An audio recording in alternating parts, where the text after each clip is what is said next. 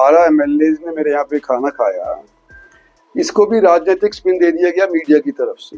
अभी तक तो जब तय ही नहीं हुआ कि कौन सी जगह के ऊपर हॉस्पिटल बन रहा है तो वादा खिलाफी कैसे होगी? ये ऊंची जात का है या नीची जात का, इसका कोई सिलसिला नहीं हुआ करता था। तो आश्रम का, विधवाओं का प्रार्थना का यहाँ पर एक प्रथा चली।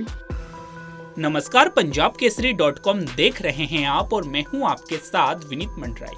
तो आज हम बात करने जा रहे हैं हरियाणा की सियासत में तहलका मचाने वाली डिनर डिप्लोमेसी की।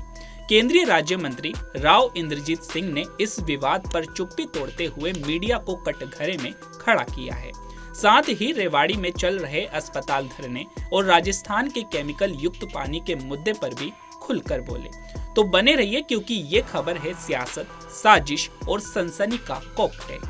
तो बात शुरू होती है 18 जून 2025 से, जब चंडीगढ़ में राव इंद्रजीत सिंह की बेटी और हरियाणा की स्वास्थ्य मंत्री आरती सिंह राव के नए घर में एक भव्य रात्रि भोज का आयोजन हुआ। इस डिनर में दक्षिण हरियाणा के 11 बीजेपी विधायक और कांग्रेस की विधायक मंजू चौधरी शामिल हुई। बस यहीं से सियासी गलियारों में हलचल मच गई। लोग कहने लगे कि राव साहब डिनर डिप्लोमेसी के जरिए अपनी ताकत दिखा रहे हैं, लेकिन राव इंद्रजीत ने रेवाड़ी के भगवती भक्ति आश्रम में प्रेस कॉन्फ्रेंस में साफ कहा कि ये कोई सियासत नहीं थी। मेरी बेटी के गृह प्रवेश पर अपने लोगों को बुलाया, ये तो हमारी संस्कृति है। मीडिया ने इसे बेवजह राजनीतिक रंग दे दिया। अब बात करते हैं रेवाड़ी के रामगढ़ भगवानपुर में चल रहे 200 बेड के अस्पताल के विवाद की। पिछले 3 हफ्तों से ग्रामीण धरना दे रहे हैं क्योंकि उनका दावा है कि राव इंद्रजीत ने पहले भगवानपुर में अस्पताल बनाने का वादा किया था, लेकिन अब इसे सहबाजपुर ले जाया जा रहा है। एक कथित कॉल रिकॉर्डिंग भी वायरल हुई जिसमें भगवानपुर के सरपंच प्रतिनिधि अनिल कुमार ने दावा किया कि राव साहब ने उनसे अस्पताल को लेकर बात की थी, लेकिन राव ने इसे सिरे से खारिज करते हुए कहा कि अभी तो ये तय ही नहीं कि अस्पताल कहां बनेगा, फिर वादा खिलाफी कैसे? मेरी छवि बिगाड़ने की साजिश हो रही है। जो 12 एमएलए ने मेरे यहाँ पे खाना खाया, इसको भी राजनीतिक स्पिन दे दिया गया मीडिया की तरफ से। ना किसी से किसी ने पूछा कि भाई क्यों इंद्रजीत सिंह के खाने पे गए हो, ये मीडिया वालों का ही आकलन था। और ना ही आज के दिन सीएम साहब को बुलाने के लिए मेरे को किसी ने कहा। तो वो तो जैसे मैंने पहले फरमाया था कि भाई हम सहज अपनी बेटी के घर के विषय के अंदर लोगों को आमंत्रित करते जा रहे हैं घर प्रवेश के तौर के ऊपर। उस तौर के ऊपर सीएम साहब को भी बुलाया, उस तौर के ऊपर हमारे इलाके के जो एमएलए साहिबान थे उनको भी बुलाया हमने। सबको बारी बारी चलेगा और आगे भी चलेगा। अब ऑफिसर को भी बुलाएंगे, मंत्रियों को भी बुलाएंगे, राव नरवीर भी आएंगे, अनिल विज भी आएंगे। देखो अगर आते हैं तो जरूर उनका स्वागत है। तो यहाँ पर भी 27वें दिन धरना चल रहा था, 27वें दिन प्रदर्शन हुआ, पैदल मार्च हुआ। राव इंद्रजीत सिंह जो धरना चल रहा है, एक तरह से आपका जो वादा खिलाफी का मुद्दा ले रखा है, उसको लेकर के क्या कहेंगे? देखो वादा खिलाफी तो अभी तक हुई नहीं ना। अभी तक तो जब तय ही नहीं हुआ कि कौन सी जगह के ऊपर हॉस्पिटल बन रहा है तो वादा खिलाफी कैसे होगी? तो भगवानपुर अभी भी उम्मीद कर सकता है? नहीं, भगवानपुर आज के दिन उम्मीद करता है, मेरे से मत करे। उम्मीद कर सकता है, वो भी उन 4-5 गाँव के अंदर है। पर जिस तरह से उन्होंने करा, मेरे को मन अपना टटोलना पड़ेगा कि दोबारा इनकी सिफारिश करनी चाहिए कि नहीं करनी चाहिए। ये बात है। दूसरी बात मैं आश्रम के बारे में कहना चाहता हूँ कि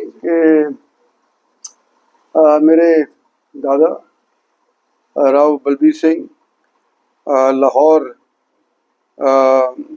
विधानसभा के सदस्य हुआ करते थे जब जॉइंट पंजाब और जॉइंट हिंदुस्तान हुआ करता था। तो उस टाइम के अंदर संत परमानंद जी महाराज उनको वहाँ पर मिल गए और उन्होंने उनको निवेदन किया कि आप हमारे रेवाड़ी आइए, हम आपको ज़मीन देंगे और गौचर भूमि के लिए और गौशाला के लिए ज़मीन देंगे। तो दोनों चीज़ उन्होंने दी। और संत परमानंद जी महाराज जो कि बड़े प्रसिद्ध उस समय के संत हुआ करते थे, वो यहाँ पर आए और कितने साल यहाँ पर रहे भाई साहब? 37-40 ईयर्स तक यहाँ पर रहे और उनका अंतिम संस्कार या जो समाधि है वो यहीं पर हुई है। तो पहले तो यहाँ पर बड़े भारी भक्त हुआ करते थे, गृहस्थ आश्रम अलग हुआ करता था संत लोग अलग हुआ करते थे, अलग अलग कोठरी के अंदर रहा करते थे। आप देखेंगे आश्रम के अंदर जगह जगह कोठरी बनी हुई है। कुछ तो ऐसी कोठरी बनी हुई है जो तालाब के आसपास बनी हुई है, कुछ जंगल के अंदर बनी हुई है अभी भी। हाँ, मतलब छोड़ के चले गए, मर गए। तो अब हम इसको रिवाइव करने की कोशिश कर रहे हैं। और पहली बार जब उस टाइम के ऊपर मेरे दादा को धर्म भूषण का खिताब मिला, तो इसी नाते मिला कि अंग्रेज़ों के ज़माने के अंदर क्रिश्चियनिटी को फैलाने के लिए ये मतलब क्रिश्चियन मिशनरीज कोशिश करते थे, और कई लोग छुआछूत की वजह से क्रिश्चियन बनने की सोचा करते थे। तो उन दादा ने सोचा कि भाई हमारी बेटी भी यहीं पढ़ेंगी, उनके साथ पढ़ेंगी जो विधवाएं हैं, उनके साथ पढ़ेंगी जो कि महात्मा गांधी ने हरिजन का नाम दिया है, उनके साथ बैठ कर के सारे तख्ती के ऊपर उन दिनों के अंदर पढ़ा करते थे। और कोई ये ऊंची जात का है या नीची जात का, इसका कोई सिलसिला नहीं हुआ करता था। तो आश्रम का विधवाओं का मतलब प्रार्थना का यहाँ पर एक प्रथा चली। जातिवीर समाज की रचना का, हाँ, जातिवीर समाज की रचना का यहाँ पर उन्होंने ये संकल्प उठाया था। और प्रेरित हुए थे संत परमानंद जी महाराज से। गौशाला भी खोली यहाँ पे। उससे पहले उन्होंने सबसे पुरानी गौशाला देश की, क्या विश्व की, स्वामी दयानंद गौशाला जो नारनौल रोड के ऊपर है, वो भी मेरे दादाजी ने ही खोली थी मेरे ख्याल से। तो ये 2 गौशाला हमने जब से चलाए आ रहे हैं। और अब कोशिश कर रहे हैं कि जब वो पुराने लोग जो यहाँ पर आश्रम को संभाला करते थे अब वो रहे नहीं, या कुछ लोग शिफ्ट कर गए, जींद आश्रम बना लिया उन्होंने जींद के अंदर, वो भी वसंत परमानंद महाराज के नाम पे ही आश्रम है। जींद चले गए, तो हम इसको दोबारा से रिवाइव करने की कोशिश कर रहे हैं और कुछ ऐसी चीज़ यहाँ पे लाने की कोशिश करते हैं जो समाज के लिए लाभदायी हो। तो ये मकसद है। और लोगों की आस्था है, दूर दूर से आते हैं, कोई पंजाब से आता है, कोई यूपी से आता है, राजस्थान गुजरात से भी लोग यहाँ पे आते जाते रहे।